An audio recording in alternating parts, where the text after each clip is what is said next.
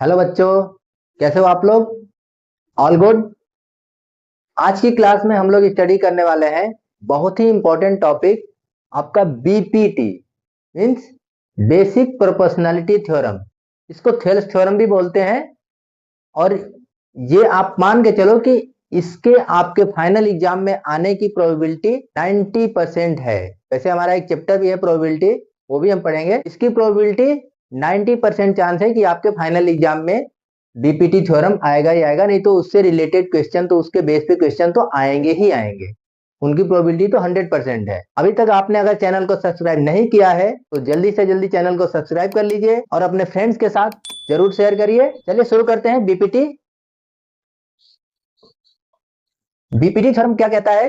According to BPT theorem, if a line drawn parallel to one side of a triangle intersecting two other sides on a distinct point, then this line divides two other sides in the same ratio. Means एक अगर हम ये line draw करते हैं, suppose ये हमारा line है D ई, तो बीपीटी के अकॉर्डिंग हमारा जो ये रेशियो होगा A D by D B is equal to A E by E C आना चाहिए। तो सबसे पहले हम इसमें देखते हैं कि हमें क्या गिवन है। इसमें दिया हुआ है, गिवन क्या है? गिवन है D E parallel to B C. ठीक है, ये लाइन हमारा इस लाइन के पैरेलल है। क्लियर? टू प्रूफ क्या करना है हमें? टू प्रूफ करना है हमें AD by DB is equal to AE by EC। ये हमें प्रूफ करना है। तो इसके लिए हम क्या करेंगे? पहले तो कुछ कंस्ट्रक्शन करते हैं। हमारा कंस्ट्रक्शन होगा, कंस्ट्रक्शन पहला होगा join D C and B E. इन दोनों लाइंस, इन दोनों पॉइंट्स को, थोड़ा सा टेढ़ा हो गया कोई बात नहीं, आप लोग इसको सीधा ज्वाइन करना। ठीक है, इन दोनों को हमने ज्वाइन किया। दूसरा कंस्ट्रक्शन हम इसमें क्या करेंगे? ए लाइन पर डी से एक परपेंडिकुलर ड्रॉ करेंगे और ए डी लाइन पर ई से एक परपेंडिकुलर ड्रॉ करेंगे। पहले यहां लिखते हैं draw perpendicular, draw perpendicular E P at E P on A D and E D Q on A. दो परपेंडिकुलर को ड्रॉ कर लेते हैं। सपोज हमारा ये परपेंडिकुलर है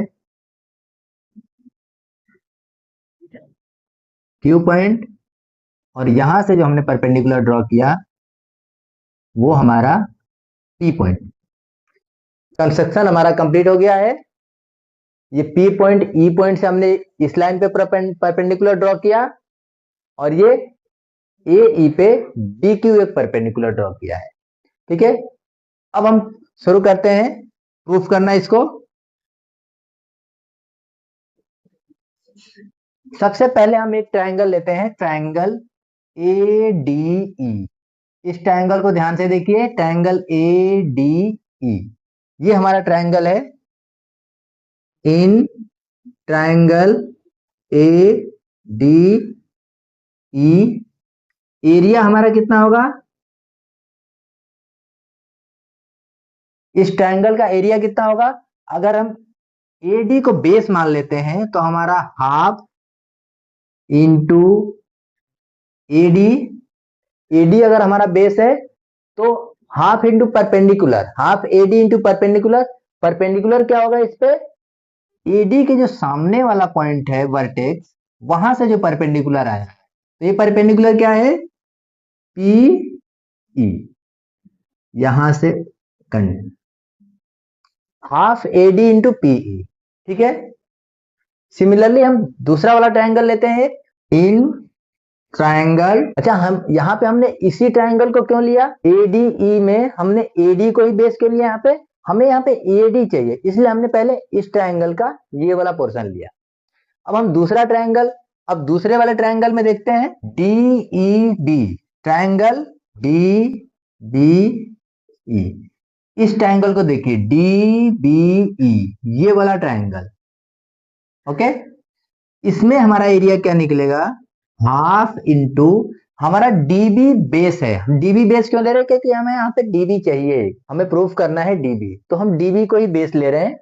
बेस हमारा ये भी हो सकता है, ये भी हो सकता है, लेकिन हमें डीबी बेस चाहिए क्योंकि हमें प्रूफ ही यही करना है।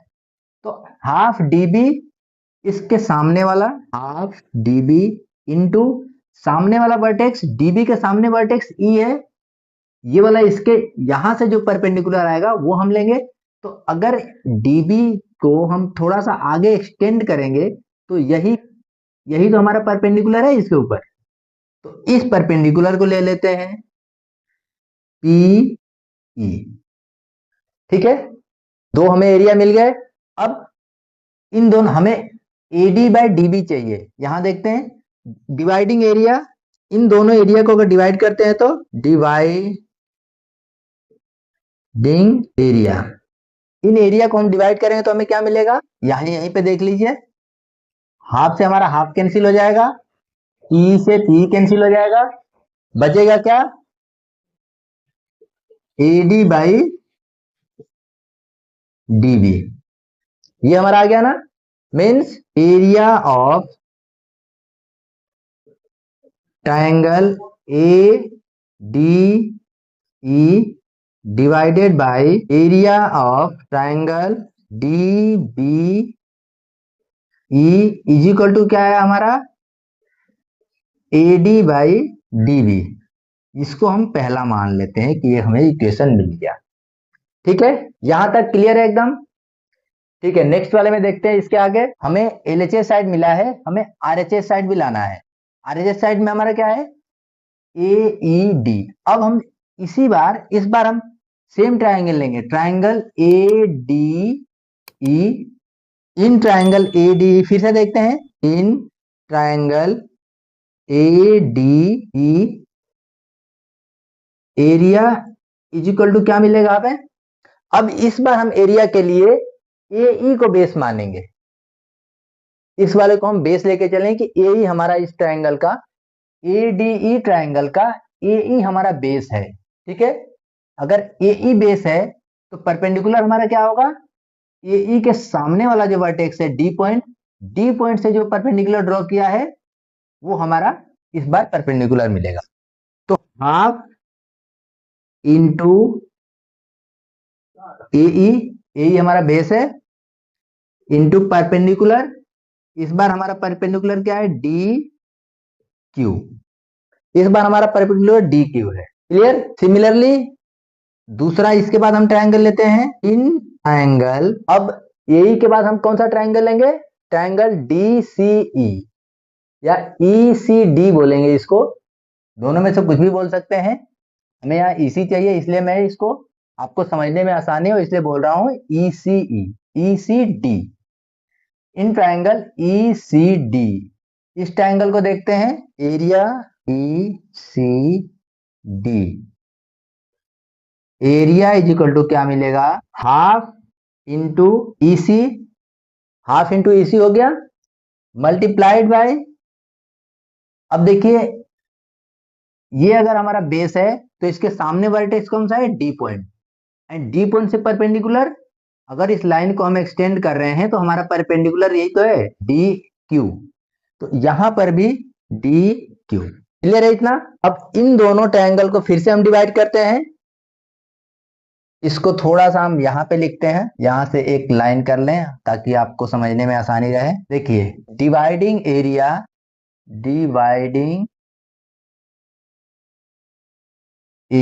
इन दोनों एरिया को अगर हम डिवाइड करेंगे तो हमें क्या मिलेगा, यहीं पे देख लेते हैं, हाफ से हाफ यहां भी कैंसिल, डी क्यू से डी क्यू कैंसिल, हमें मिलेगा A E by E C, means area of triangle A D E divided by area of triangle E C D, ये हमारा E C and D is equal to हमें क्या मिला, ए E by E सी। ये suppose करिए कि हमारा दूसरा मिल गया। क्लियर है। अगर ये हमारा दोनों एरिया मिल गया। अब देखिए ये हमें प्रूफ करना है, प्रूफ करना AD by DB is equal to AE by EC। हमें दोनों अलग अलग मिले हैं। अब वन थिंग, इक्वेशन 1 और इक्वेशन 2 को ध्यान से देखें। हमारा ऊपर में दोनों में एरिया ऑफ ट्राइंगल ADE है और नीचे में डिफरेंट है, एरिया ऑफ ट्राइंगल DBE और एरिया ऑफ ट्राइंगल ECD। अब ये ECD और DBE, अब इन दोनों ट्राइंगल को हमें ध्यान से देखना है। Triangle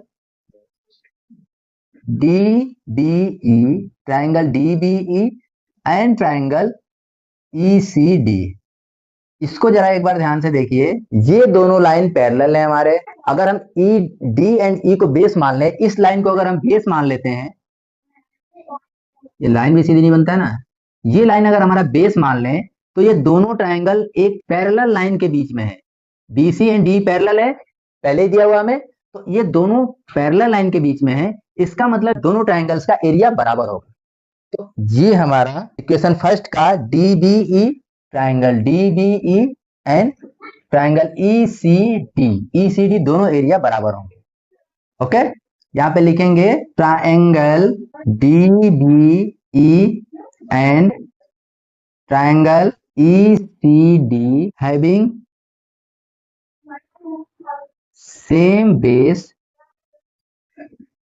DE and lies between same parallel line BC and DE। BC and DE के बीच में लाई कर रहे हैं। That's why both triangles area will be equal. इन दोनों एरिया इक्वल होंगे। अगर ये देखिए हमारा ये दोनों एरिया अगर इक्वल है तो ऊपर तो हमारा वैसे इक्वल है, मींस ADE बाई दोनों में से एक कोई होगा। अगर ये इक्वल है, दोनों एरिया बराबर है, मतलब लेफ्ट हैंड साइड हमेशा इक्वल है। हमारा लेफ्ट साइड इक्वल हो गया तो राइट साइड भी इक्वल होगा। इसीलिए हम लिखेंगे यहाँ पे from first and second AD by DB is equal to AE by EC, और ये आगे लिख देंगे प्रूफ।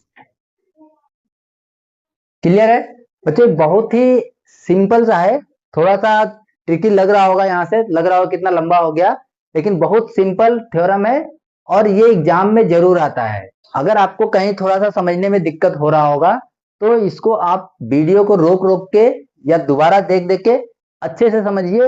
ये एग्जाम में मान के चलिए आएगा ही आएगा।